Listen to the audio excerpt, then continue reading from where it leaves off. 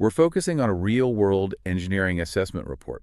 It's a triage summary and an integrity review for a produced water pipeline.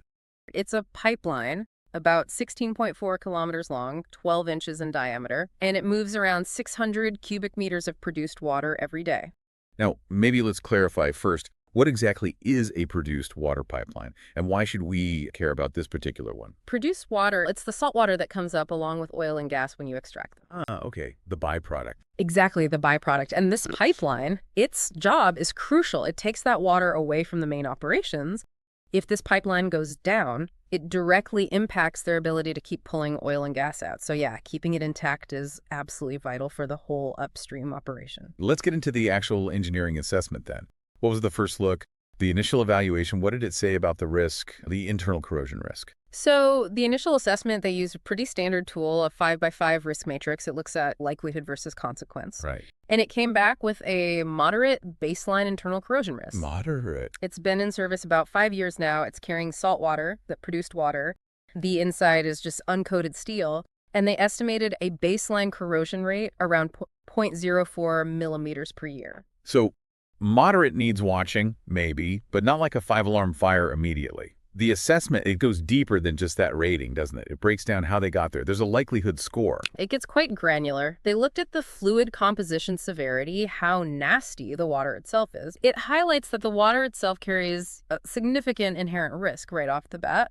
Then they looked at transport severity things like potential for stagnant spots. And then they added this thing called a contaminant bias factor. It acknowledges that contaminants like sludge or solids can make the corrosion worse than just the basic water chemistry might suggest. I see. So it's like a real-world adjustment. Yeah, you add all that up, do the math, and the final likelihood score came out as the composite number was 18.25 out of 100.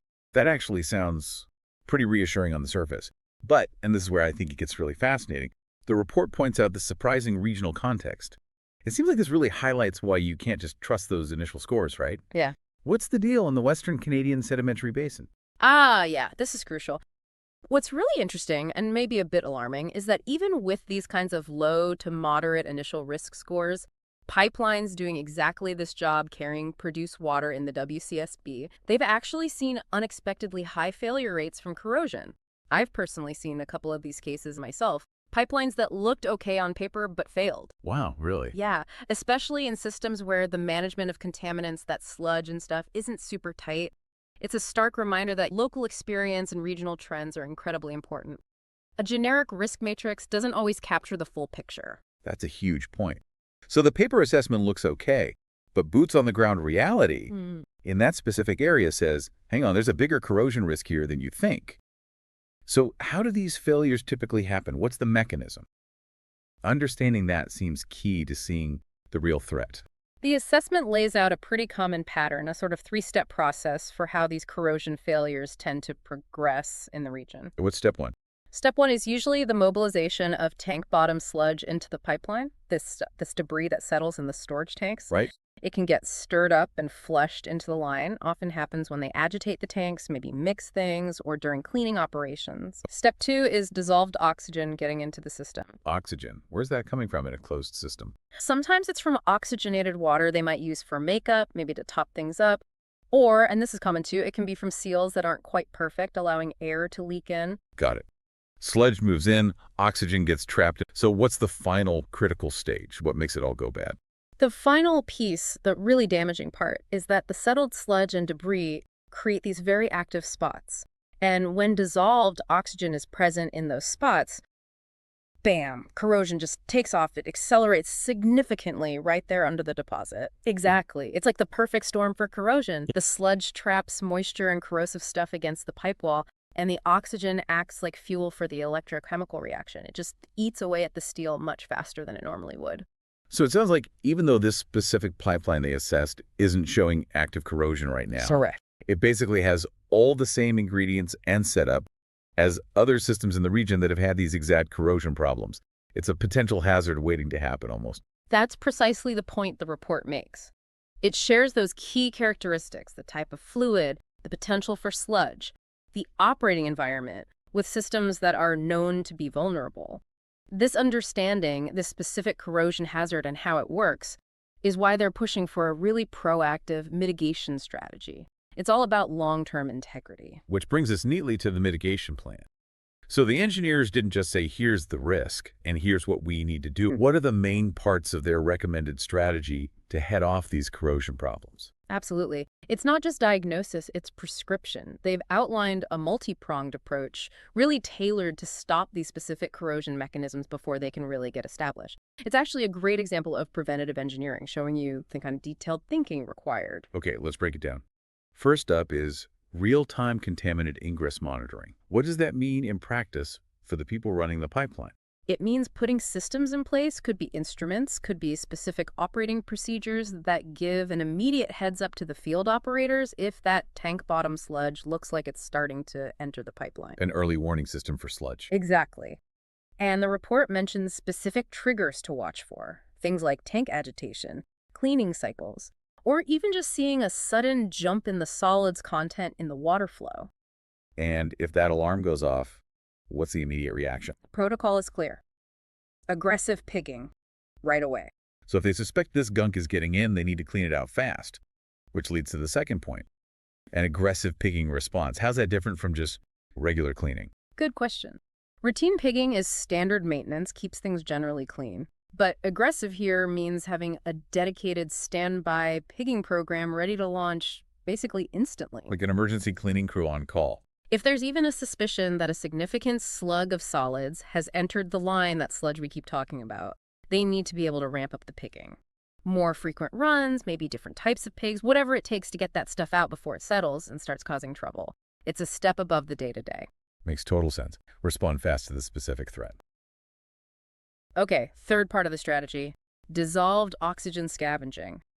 How does that tackle the corrosion? This one's about tackling the fuel for that accelerated corrosion. It means continuously monitoring the amount of dissolved oxygen in the produced water. Checking the O2 levels. Constantly. And if they detect oxygen getting in above a certain threshold, the response is immediate injection of an oxygen scavenger. A chemical that removes the oxygen. It reacts with the dissolved oxygen and neutralizes it. The report really stresses this because, as we said, sustained oxygen presence is a major driver for that nasty underdeposit corrosion.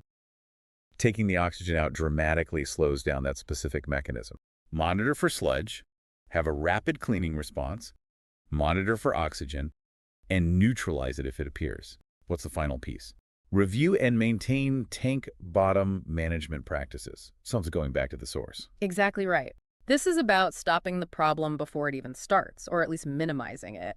It focuses on preventing that sludge from building up in the storage tanks in the first place. How do they do that? It means things like having a robust schedule for routine tank cleaning, get the settled stuff out regularly, and maybe implementing what they call anti-settling strategies, ways to keep the solids from settling out so much inside the tank itself.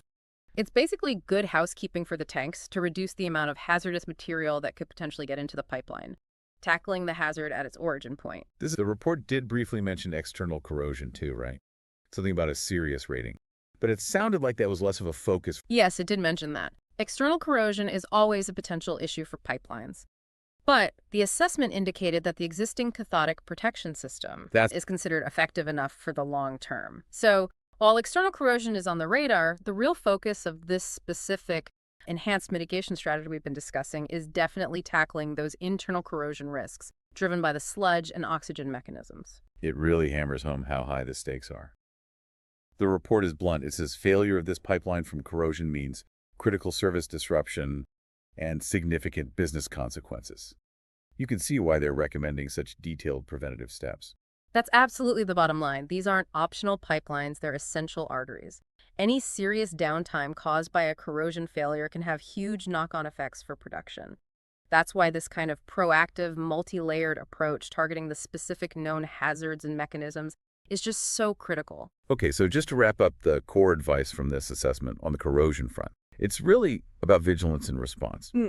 Implement those real-time alerts for tank sludge contamination.